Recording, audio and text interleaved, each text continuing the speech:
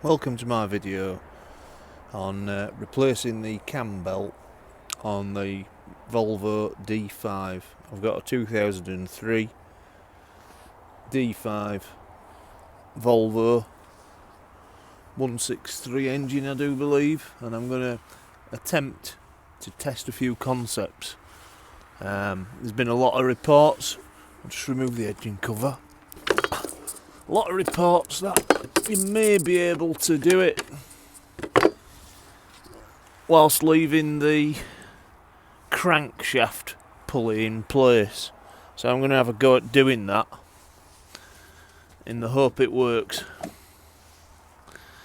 I think it's something what needs to be tested. It'll save a few people a lot of aggravation. I'm going to give it my best shot. Just remove the reservoir. Give yourself a bit more working room. I want to really put them over there. Just remove that there. Believe it or not, that crimp just pulled clean off. It's only the overflow pipe for the reservoir.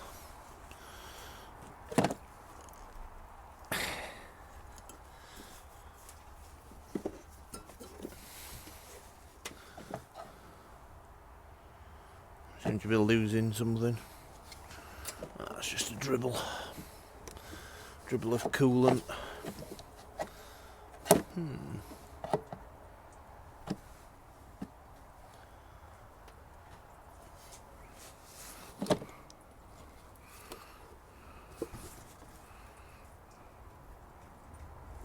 Maybe I shouldn't have done that.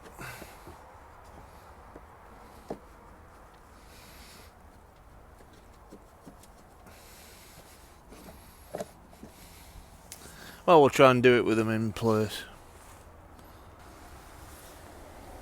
Well, after a bit of a struggle, I've managed to remove water bottle, power steering fluid, and just here I'll put the little socket in, an extender from a 1/4" drive socket, push that well in, and I've zip tied it and put a kink in the pipe because there was a bit of coolant leak.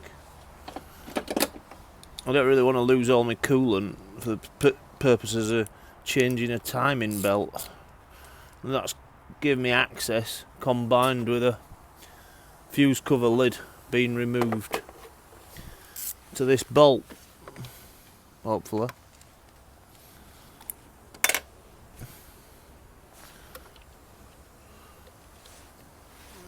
A 10mm bolt.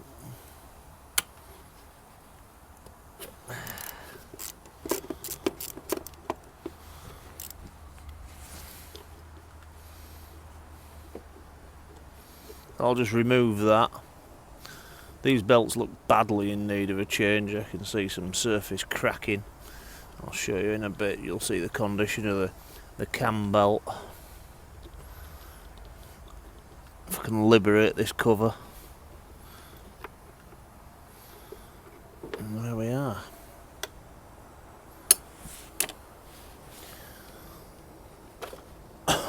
There's a clip round the back there, what can be a bit fiddly. And that's it removed. Okay, you might get an idea why I want to do this job. You can see we've got, try and get you in close, we've got surface cracking on the cam belt. We've also got it on the Serpentine belt. So that's why I want to do it. Get everything nice and new and replaced. Okay, we'll jack the car up, remove the wheel and progress to the next stage. Well, I've now got an opportunity to test my new toy. I bought myself an impact gun, but I've picked the mains operated because I don't want batteries failing. You see the wheels off the ground. Makes light work of the job.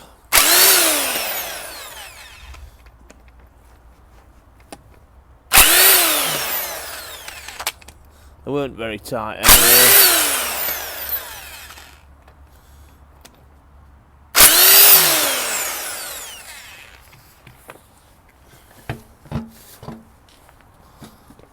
wheel out of the way so we can see what's going off.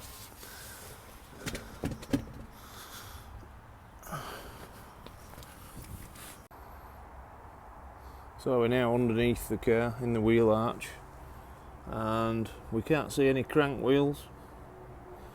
A couple of problems in the way. There's a 10mm plastic nut here. I've pre-removed that, so that'll just come off with my fingers. And it looks like, in order to see the crank nut, so we can get you in there, the pulley, we're going to have to work through a little hole there. I'm going to try and make that bigger. I'm going to remove that there. I'm not sure if that should have been a plastic nut, but whatever it is, it can come off and go back on.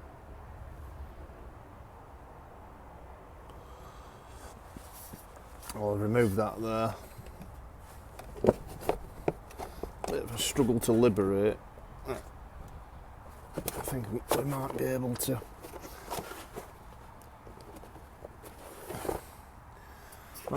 Work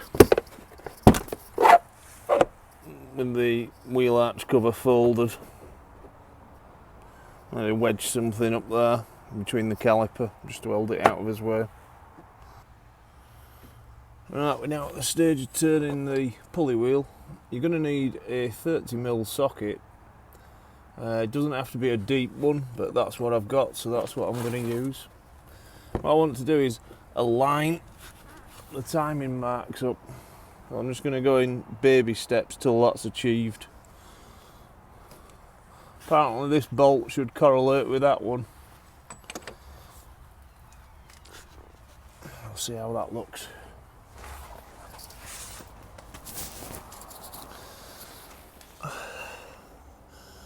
Not bad. See the camshaft timing mark there. We're getting close. Aligns with that indent there. So that ain't bad. I'll just give it another tweak. Well, I'm just in the process of removing the Serpentine belt and I've run into a problem. The problem is, what you're going to need is a T60 Torx. I've got many sets of Torx. The only T60 I have is in long reach, so it gives me insufficient room to put the ratchet on there. So what I've done is I've put a nail through there and there. That gives the mole grip something to bite on, because without that they'll just slip. So I'll insert that now in the tensioner. Try and get it right in. That's secure.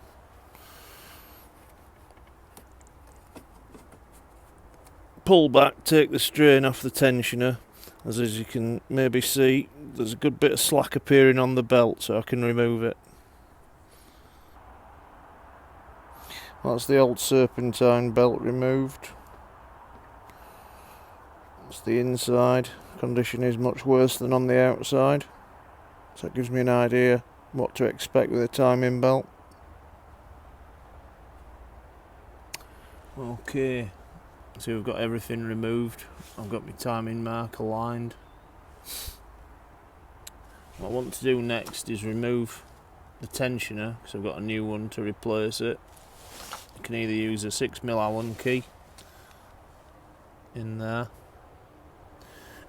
and I want to remove and replace this roller.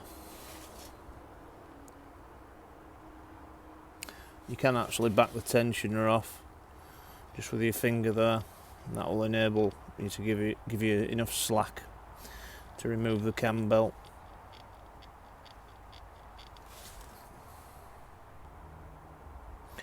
Well, that method didn't work.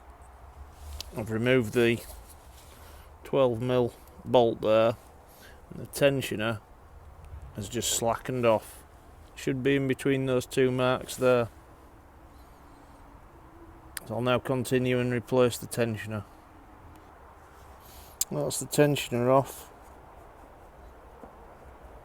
It's a little bit dry, but no play in it. When I spin it, it makes a noise like it's crying out for some lubrication. So now we're going to remove the idler pulley. 12mm bolt. There it goes.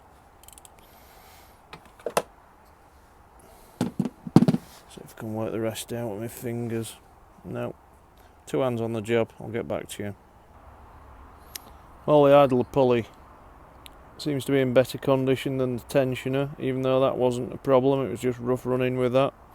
But it turns lovely and free. It just shows how good these parts are.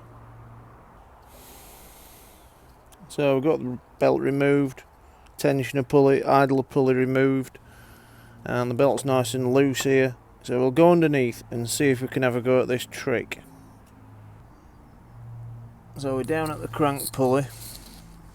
The trick is to remove this lower cover, I'm told, by removing this bolt. There is also another bolt here. I think they're 10mm, but I'll let you know on that. So I'm going to remove those and we'll see if we can squeeze a belt through. All the bolts are indeed 10mm. I'll just take you to the matter in hand. There is a small cover here that can be removed. A little tag there which I presume goes in the other section there. I've actually discovered on this particular car that is loose, so I'm going to be investigating that.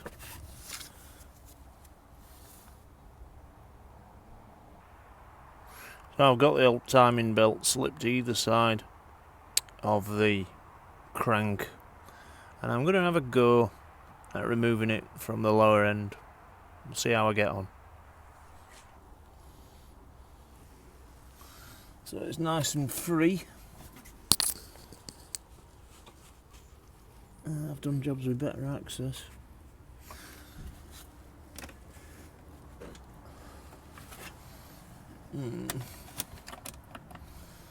Seems to be a bit of a struggle.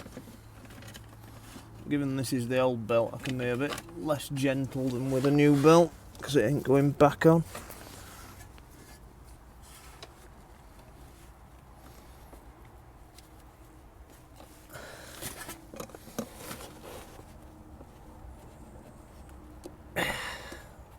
Right, it does seem to be a struggle.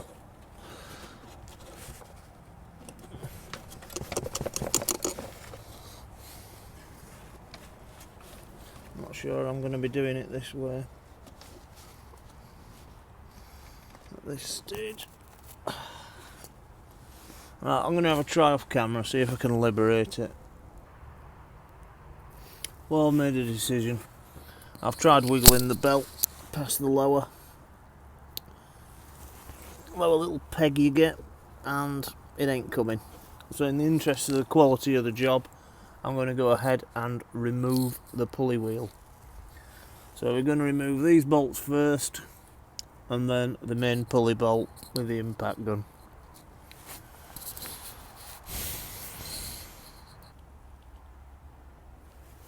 Well, I've just managed to undo all 4 bolts without rotating the pulley wheel. I've used the impact gun on them, it made light work of them. I've even took the big bolt up, the big nut off there. That just goes to show the power of an impact gun. It's really on side. One thing I have learnt is the pulley wheel is just moving slightly. I've got to work out how to remove that. I think I'll spray some penetrating fluid in there and give it another wiggle, see if it decides to come off. Well, I've just removed the pulley. Bit of penetrating fluids worked its way in there, and a good wiggle. Eventually it wiggled off, so that was good news. You can see the timing mark there. The other one there, we may be a bit askew there, I think. Looking at it square on, it doesn't look right to me, but this is why I wanted to remove it, really. You can see my attempts to wiggle the timing belt out there, and got stuck on the peg, so it's probably best to remove it. I don't fancy putting a brand new belt through all that torture which I put this one through. I don't regret removing it at all. So now we'll retime it and install the new belt and pulleys, tensioner, etc. Okay, we've got our new belt suspended from the camshaft. I've just done that just to keep it something like in shape. I'll attempt to reinsert it.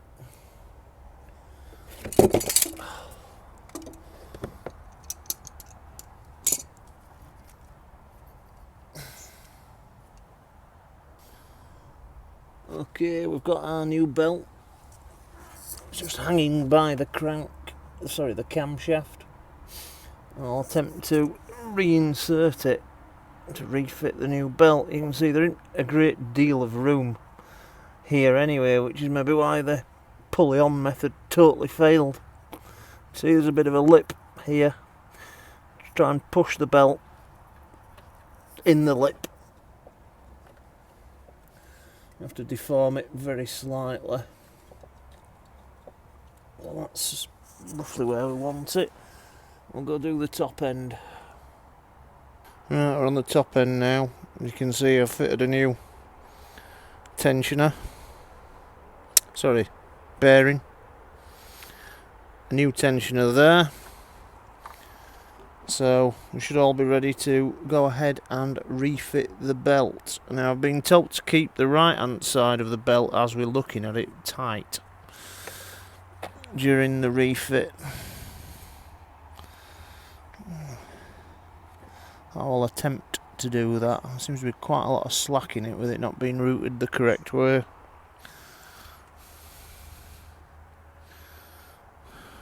That's a bit on the teeth on the crankshaft.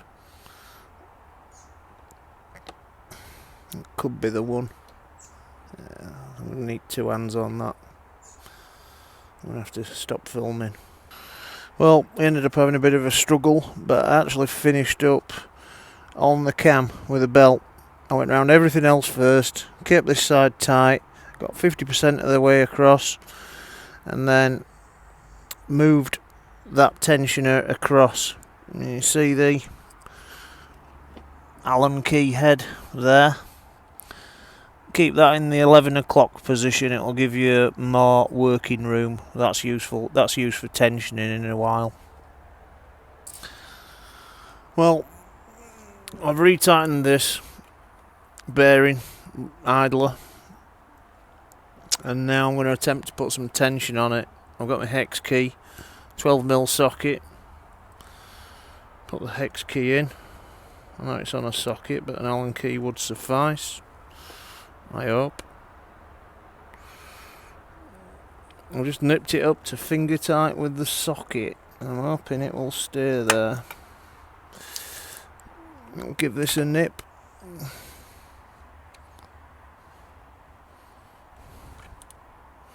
Certainly appears to have stayed there. I don't think that's going anywhere. I'll have to do the proper torque for them. As you can see, that is dead centre.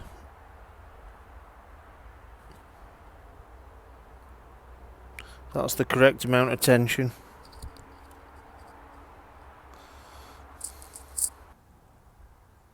Well, I've checked and double checked my timing mark, so the next logical step is to refit loosely the pulley wheel. And that dowel, that's probably the sticking point. And hand turn the engine. I haven't actually got a new nut to fit on this, but it's such a big thing I don't really see the point. Somebody may differ on that opinion.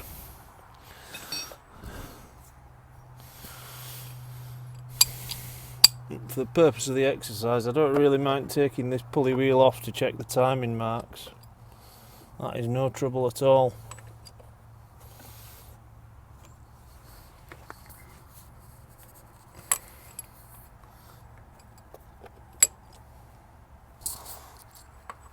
Do with a ratchet.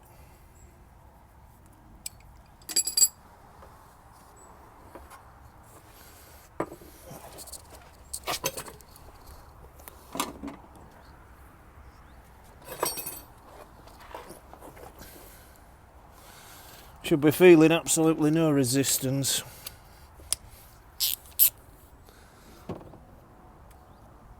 Other than the compression of the engine, which you will be feeling.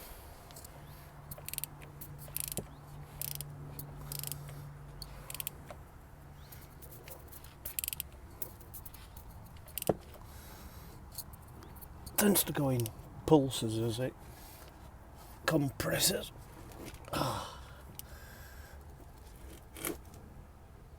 And then the valves open. I have to remember with the diesels it's very high compression.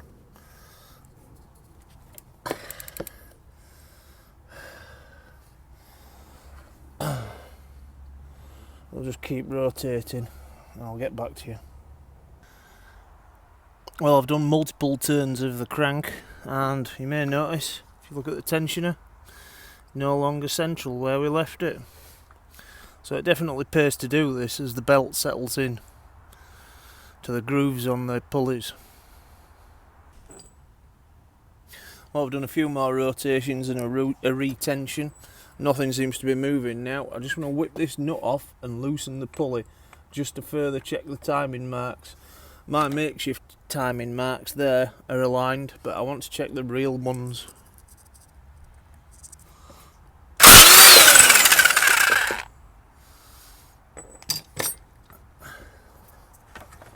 Give the pulley a wiggle. I think you're just really wiggling it off the dowel more than anything. It's worth persisting with. You can't see the timing marks with the pulley on, unfortunately. I can see from here it looks pretty good. I'll just show you from up top.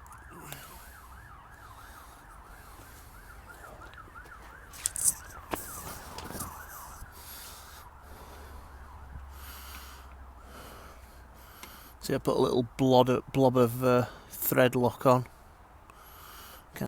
So I've got the crankshaft alignment tool, holding tool on. You can see the end of it there, just here. That's going to compress into the subframe to keep everything still. I've used the 4 original bolts. I don't see any reason why not. There's enough thread. So we'll now torque this bolt up to 300 Newton meters.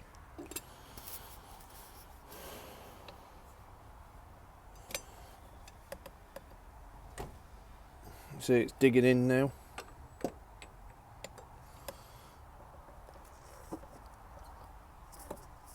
Oh, it's pretty tight, that.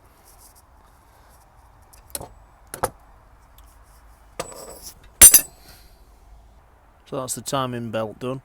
As you can see, we're on the upper setting of the tensioner. I'm going to leave it like that. It's only going to go one way, and that's south. Just got the Serpentine belt to do next. Well, I've had a bit of difficulty with the Serpentine belt. A homebrew setup is definitely not to be recommended. I think I may be treating myself to a set of T60s. So I'm going to put the whole car back together, and hope this has helped you if you're contemplating doing what I did. Thanks for watching. Please like and subscribe for more.